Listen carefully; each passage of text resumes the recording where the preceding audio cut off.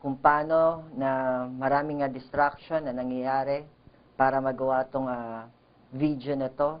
Ganon din po sa inyo, dalangin ko sa mga nanonood, maaari nga merong distraction sa bahay nyo naman, upang hindi nyo mapakinggan ng mabuti at hindi natin maintindihan, hindi tayo mapagpala, hindi tayo mag-benefit. Naway makakuha pa rin natin yung mensahe at tumimo sa ating puso. Katulad po dun sa parable of the sower, na yung binhi ay ito yung salita ng Diyos na mayroong nahulog sa tabing daan, at yun ay nabaliwala lang, kinain lang ng ibon. Ayaw natin ito yung mahulog sa matabang lupa sa ating puso. I believe by God's grace, ito ay mahuhulog at walang salita ng Diyos na babalik sa Kanya ng walang nangyari. So, salamat kay God, purihin po natin siya, tayo magpatuloy. Ang ating pag-uusapan ngayon ay yung related sa covenant of God's grace and the Old Testament. Dito makikita po natin si Apostle Paul, siya po yung apostle ng mga Gentiles katulad natin. Doon po sa Bible, kung titingnan natin, halos tatlo lang ang category ng tao. The Jew, the Gentiles, and yung bagong tao na Christian. Ibig sabihin, hindi na sila Jew, hindi na sila Gentiles, they are Christian. Yung sinabi sa Ephesians na making one human out of two, which is Jew and Gentiles. So dito makikita natin si Apostle Peter, siya po yung apostle na inano sa mga Jew.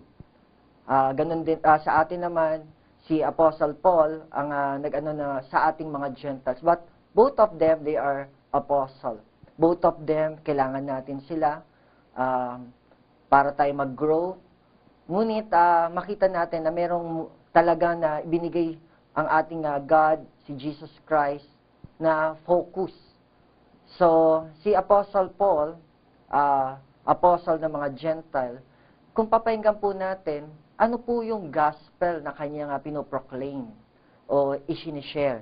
Sabi po sa Acts chapter 20 verse 24, however, I consider my life worth nothing to me, if only I may finish the race and complete the task the Lord Jesus given me. At dito in-specific niya po kung ano, the task of testifying to the gospel of God's grace.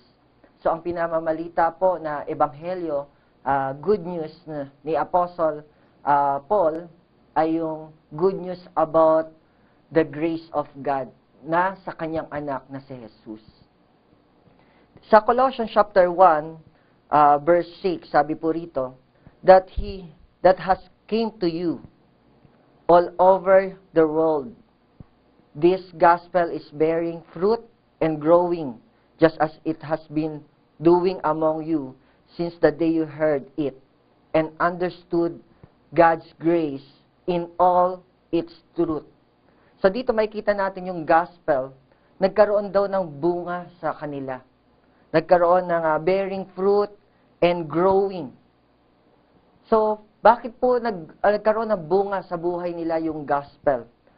Ang sagot, nung time na narinig at naunawaan nila yung God's grace in all its truth. Dahil po yung gospel, siya nga po yung God's grace. Yun yung kabutihan,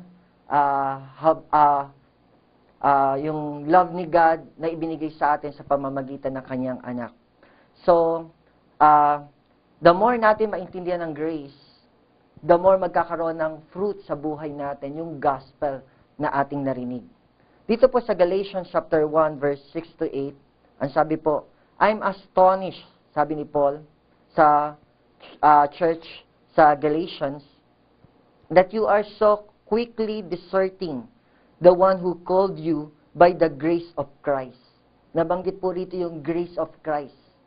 Saan po sila tumatalikod? Sa grace of Christ. At mamaya makikita natin na naman, yung katulad ng grace of Christ is yung gospel of Christ na mababanggit dito sa Galatians chapter 1, verse 6 to 8. And dito nagugulat si Apostle Paul, bakit napakadali nila na talikuran itong gospel ni Christ, ito yung grace of Christ. Bakit napakadali? Which is, kung sa kanya, kay Paul, talaga nagwa-wonder siya. Hindi niya maisip, why? Bakit napakadali nilang matalikuran? Ito nga napakaganda, napakabuti. Yung dito natin lasap yung pag-ibig at kabutihan ng Diyos. Parang ang dali nilang talikuran. Alam niyo po kung bakit at paano? Hindi po sa pamamagitan ng kasalanan na ginagawa. Kung hindi makikita po natin, dahil merong mga false brother na pumasok sa kanila at pinapasok yung ilang mga law, and because of that, nasira yung grace of Christ, itong gospel. So, akin pong ituloy. Verse 7, eventually, some people are throwing you into confusion and are trying to pervert the gospel of Christ. So, very clear po kung bakit napakadali nilang naiwan yung good news na tayo naligtas by grace at ang ating righteousness by grace, yung ating forgiveness by grace, hindi by our penance o sa ating mga gawa o gagawin, at pinatawad na tayo, hindi yung patatawarin pa rin, yung approval ni God sa atin, yung acceptance sa atin ni God, lahat po yun is by grace because everything in our life is all about the grace of God. So, bakit napakadali nilang iwan? Yun po na merong trying to pervert the gospel. At binigyan sila ng kaguluhan tungkol doon. Pero ang sabi sa verse 8, ang warning o babala sa atin, but even if kahit mga nagsasabing apostle pa sila, or an angel from heaven should preach a gospel other than the one we preach to you, let him be eternally condemned. Ating i-condemn yung wag natin i-welcome, i-entertain yung nagpipreach ng different gospel na i-share sa inyo. Ano po yung different gospel na yon? Para po ating maintindihan, katulad ng aking sinabi, yung gospel, ito po yung grace of Christ. Okay? Yung pinipreach po ni Apostle Paul na gospel of God's grace. Kapag hindi po tungkol ito sa grace at nagpapasok ng mga law, dito makikita po natin na kahit po siya na mayroong titulo na at maaring meron siyang mga nakasama sa pangalan na doktor, ganyan, okay, at maaring graduate siya sa mga kilala at matataas na Bible school o seminary. Pero ang sabi rito, even apostle or angel from heaven na mag-share o magturo sa inyo ng different gospel, let him be eternally condemned. Do not baka ma-misinterpret niyo po yung gusto ko sabihin. Hindi po ako against sa seminary. Actually, ako rin po ay nag-try na pumasok sa seminary.